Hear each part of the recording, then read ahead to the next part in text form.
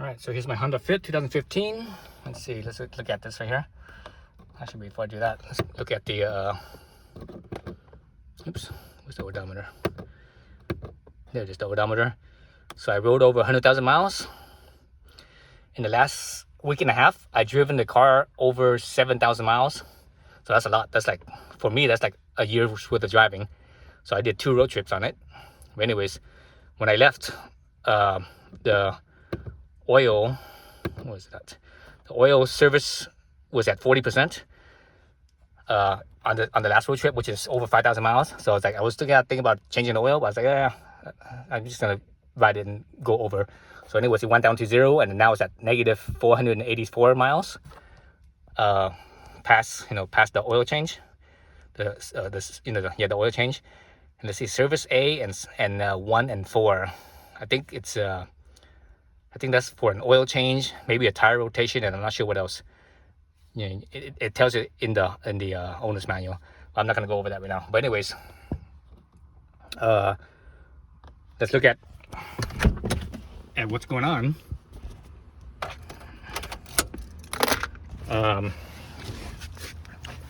So here's the car. Yeah, so it's filthy right now. It's really dirty. So I took it on two road trips. Let me show you what the 2 road trips was for. The first road trip was to Idaho, and that was 1,000 miles there, 1,000 miles back. Actually, the total round trip was over 2,000 miles to pick up this. This is a Fulcrum Speedworks UFO in Idaho, and I went, then I came back home with it. And a day after that, or 2 days after that, let's see, I came home on Sunday. Then I stayed home Monday. Then on Tuesday morning, I left to go to Michigan to pick up this. This is a Fulcrum Speedworks rocket in Michigan, and that round trip was over 5,000 miles.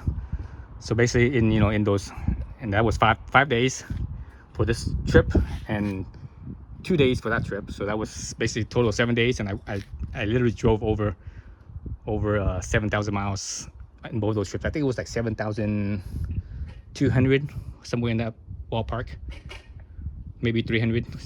But anyways, using this trailer. So this trailer is, I believe, about 200 pounds, maybe slightly less. I bought this trailer off of Amazon.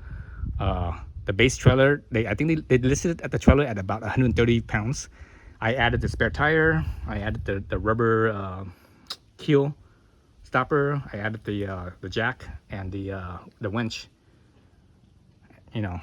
So all those together should have added up to about 200 pounds, or maybe under 200 pounds or so. Right? The boat, Fulcrum Speedworks says it's about 90 pounds for the hull.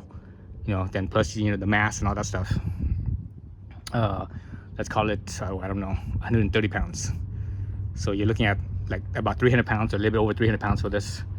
Same thing with the UFO. The UFO is about 90 pounds as well. So same thing, about 300 pounds.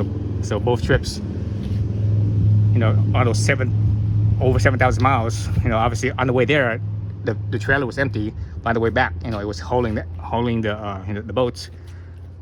And I was going the speed limit and some. So the speed limit and some, basically, in California, the speed limit is basically 65 for a car. If you're towing a trailer, it's 55. Right?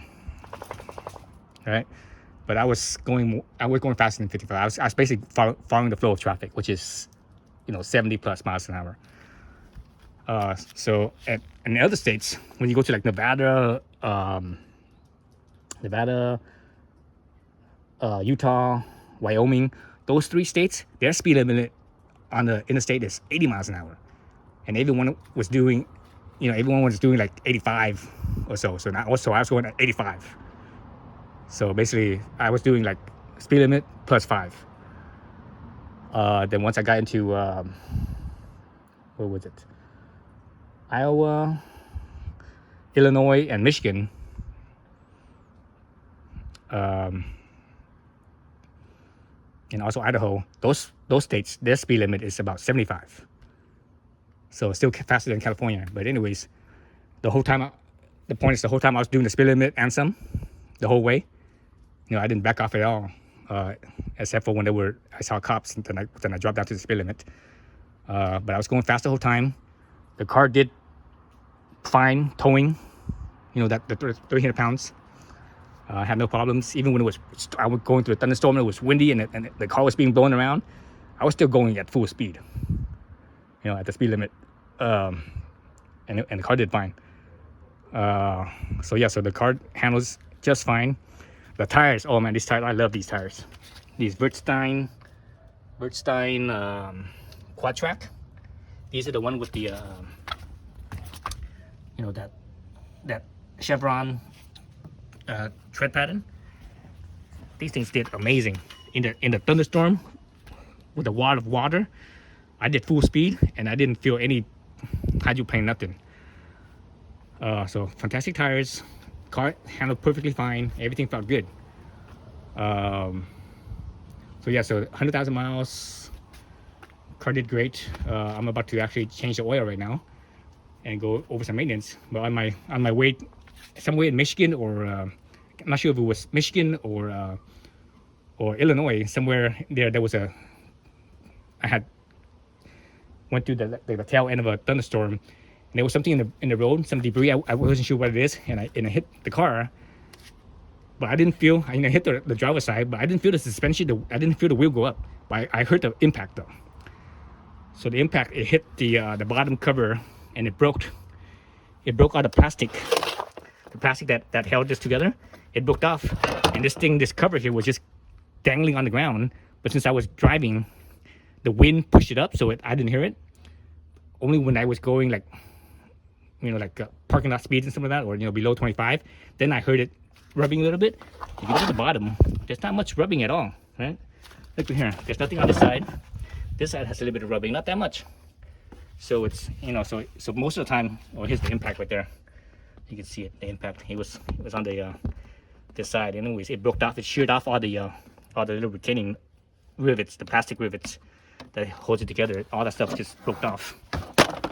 Anyways, I didn't figure that out until I got to Michigan, or I got a day after this happened. The next day, basically, I got to gas station. I heard some noise. I'm like, what the hell's going on? Anyways, so I took it off, and it was fine. And I think my gas mileage got worse because it wasn't there. But also on the way back, I had the boats, so I can't really say. And I was going fast too the whole time. Let's actually look at the miles per gallon. It got pretty bad. When I was going fast and towing the boat. Let's see how bad did it get. It got to 34 miles a gallon, so it dropped down that much. Normally with that, with my regular driving, I get around 37. And if I'm just on the interstate without towing anything, and I go to speed limit, I easily get over 40 miles a gallon. But that's not bad considering how fast I was going towing the boat. So still pretty decent gas mileage. So anyways, so that's the update. So anyways, before I left, I checked the oil and I topped it off and everything, so it should be fine. So that's my 100,000 mile status on this car. It does amazingly well. Before I left, I did top off the oil. It was like around halfway or so, and I topped it off to about the full mark, and I just checked it, and it was down to it went down maybe down to about 80% from full. So in that 5,000 miles. Besides that, car does fine, pool is fine. It runs strong. I ran it at full speed. I had no problems whatsoever with this car. So pretty amazing little thing, little car. Oh, I did screw up one part. Actually, I didn't screw this up on the trip. I screwed it up right before I left because I was in a rush. Right before I left, I had to go to the bank. I was sort of in a rush, and when I parked it, I curbed the freaking rim. I'm like, God damn it. Like, so I curved my freaking rim, so that pissed me off. But you know, these rims are not expensive. These rims are only like $100. They're like $120 or something like that, maybe $130. But anyways, I'm over it, I think, more or less. Fantastic tires. I'm getting these tires again on my next set once these tires wear out. Yeah, so the car is really dirty. Oh, what the fuck? What the hell? Damn it, I got a crack in the windshield. I didn't even see this. Okay, that happened sometime today, I think, or yesterday. Because I did not see this. God damn it. You see that? See the crack? Freaking A. God damn it. Freaking road trips. I think that happened today. I was behind this freaking Sprinter van that had all-wheel tires. And it was kicking up rocks. So I think that's where it happened. But I don't see an impact though. There's no impact anywhere.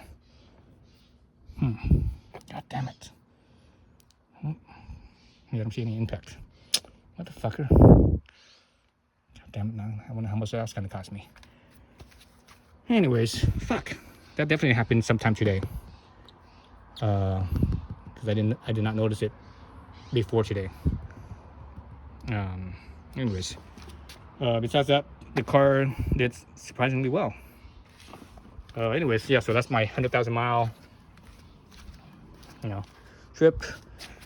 The hitch held up perfectly fine. I drove really well. The trailer did great. Before I left, the night before I left, I actually I had to adjust the bearing on the trailer because it had a little bit of play. When you rock the trailer, laterally, side to side, there was a little bit of play.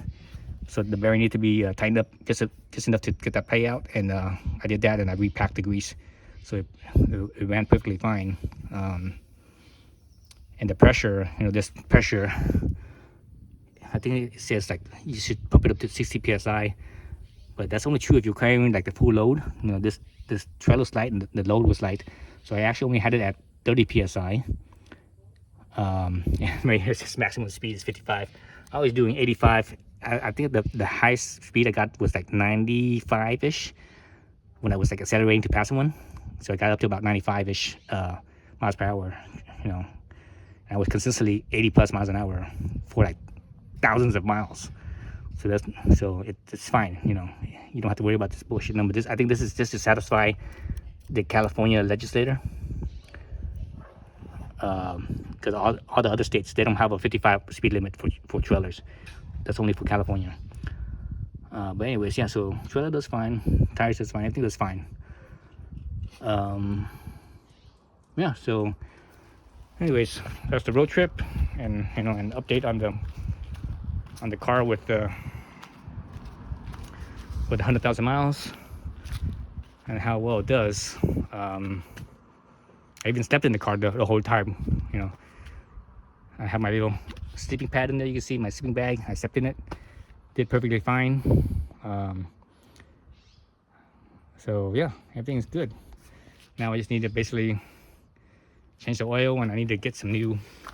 I need to figure out what busted up. I need to crawl underneath there and see what's broken in there on the bottom, and get new screws and such, and new rivets and stuff to put this mount back up.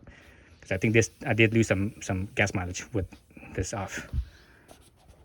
All right, so that's the status on the Honda Fit with 100,000 miles, and also with towing for freaking 7,000 miles. That's just fine.